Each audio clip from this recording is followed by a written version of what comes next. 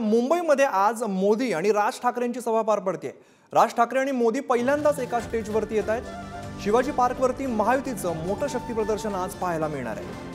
आता 5व्या टप्प्यातील प्रचार आता शिगेला पोहोचलेलं बघायला मिळतंय। मुंबईसह 13 जागांवरती 20 मे रोजी मतदान पार पडणार आहे। त्यामुळे आता शेवटच्या टप्प्यातील महायुतीने शेवटच्या टप्प्यासाठी कंबर कसल्याचं बघायला मिळतंय। दादरमध्ये शिवाजी पार्क मैदानावर म्हणजे शिवतीर्थावर महायुतीची सभा पार पडणार आहे। माझ्या पाठीमागे मंच आहे, आपण मंचाची एकदा पाहणी करून घेऊया।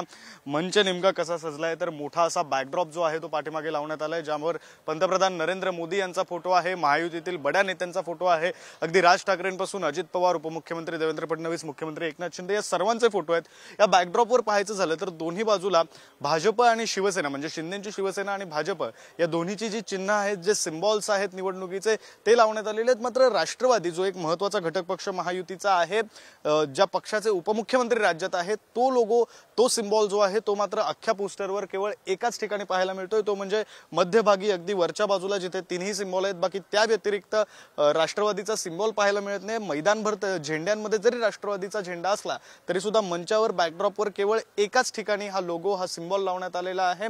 असं असलं तरी सुद्धा त्याचं कारण हेही सांगता येतं, कारण मुंबईमध्ये हा जो मेळावा आहे तो खरं तर मुंबईकरांचा निर्धार अबकी बार 400 पार अशी जी टॅगलाईन आहे ती या सभेला देण्यात आली। त्यामुळे मुंबईमध्ये राष्ट्रवादीचा एकही उमेदवार महायुतीकडून रिंगणात नसल्यामुळे कदाचित राष्ट्रवादीचा लोगो जो आहे तो केवळ एकदा लावण्यात आला आणि त्या व्यतिरिक्त लावण्यात आलेला नाहीये। हे कारण असलं तरी सुद्धा दुसरीकडे पंतप्रधानांचा रोड शो ज्यावेळी झाला त्यावेळी उपमुख्यमंत्री अजित पवार यांनी गैरहजेरी दाखवली होती, हजेरी लावली नव्हती आणि त्यानंतर मग त्यांच्या राष्ट्रवादीकडून खरं तर असं स्पष्टीकरण देण्यात आलं की अजित पवार यांची तब्येत बरी नव्हती।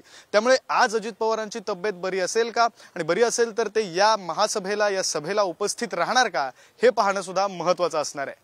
कॅमेरा पर्सन प्रवीण सह मी विक्रांत शिंदे, पुढारी न्यूज, मुंबई।